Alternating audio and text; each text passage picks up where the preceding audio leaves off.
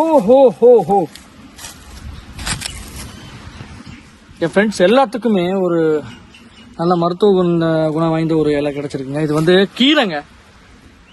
நிஜமா ப்ராமிஸா சொல்றேன், இது கீரை. நீங்க வெறும் காட்டு இலையை காட்டிட்டு நான் சொல்றேன் அப்படின்னு நினைக்காதீங்க. இதுக்கு பேர் மிட்டா பாஜின்னு சொல்லுவாங்க. மிட்டா பாஜி. மிட்டா பாஜி நீங்க தமிழ்ல நீங்க சொல்லணும்னா இனிப்பு கீரை அப்படிமா. இனிப்பு கீரை இனிக்காது, பேரு மிட்டா பாஜி. அதாவது சாப்பிட்ற பொருள். இது வந்து மருத்துவ குணம் வாய்ந்ததுன்னு சொல்லுவாங்க. எதுக்குன்னு கேட்டீங்கன்னா இதுக்கு பேரு மிட்டா பாஜி. ஆனா இது சுகர் பேஷண்ட் சாப்பிடுவாங்க மேக்சிமம். எதுக்கு தெரியுமா?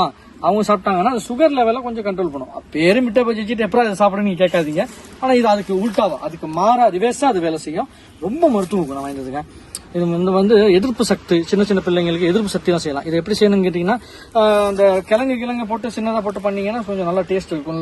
நல்லா வேற லெவல் டேஸ்ட் கிடைக்கும். சேம் கீரை மாதிரி தான் வச்சுக்கோங்களேன். வெட்டுறீங்க எடுக்கிறீங்க வெட்டி இது பண்ணுங்க. ஆனா என்ன, முத்துன இலையா பிடுங்காம இந்த மாதிரி கொழுந்து இலையா பிடுங்கி செய்யணும்.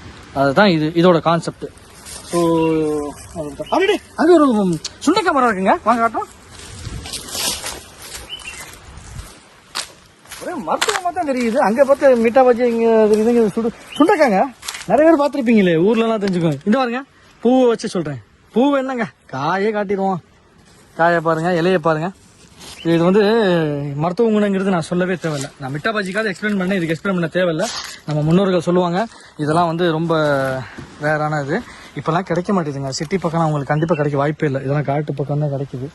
நானே ரொம்ப கஷ்டப்பட்டு ரொம்ப நாளைக்கு அப்புறம் பார்க்குறேன். நானே இப்போ அந்த மாதிரி நிலையில தான் இருக்கிறேன்.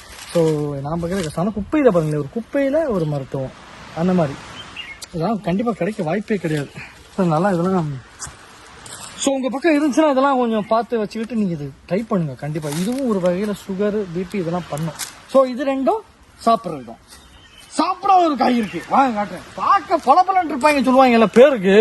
இந்த நம்ம ஃப்ரெண்ட்ஸுங்க நம்ம கூட இருக்காங்களேங்க, அந்த மாதிரி ஆளுங்க நான் மாதிரியே சேம் இந்த இயற்கை அப்படிதான் இருக்கு. எப்படின்னா தோற்றத்தை பார்த்து எடப்படாதுன்னு சொல்லுவாங்கல்ல. கண்டிப்பா அவன் அந்த தோற்றத்தை பார்த்தா என்னடா முள்ளா இருக்கு சாப்பிடவே தோணலேப்பாங்க. ஆனா இவன் பார்த்தா அழகா இருப்பான், இவன் தான் டேஞ்சர். வாங்க காட்டுறேன். இங்க பாருங்க,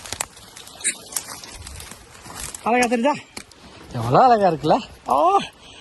பார்த்தோன்னே வியூவர்ஸ்க்கு அப்படியே சாப்பிட தோணுருக்குமே. பாஸ் பாஸ் பாஸ் கொஞ்சம் பருவங்க. இந்த காய் திங்கக்கூடாதுங்க. இதை கில்லுனாலே அந்த வாடை, கசப்பு வாடை வரும். இதை சாப்பிட்டோம்னா வாமிட்டிங், லைட்டு தலை சுற்றுறது இந்த மாதிரிலாம் வரும். ஏன்னா நம்ம பசங்கள்லாம் ரொம்ப கிண்டலை கேலி ரொம்ப திமிரெல்லாம் பண்ணாங்க, ட்ரை பண்ணாங்க.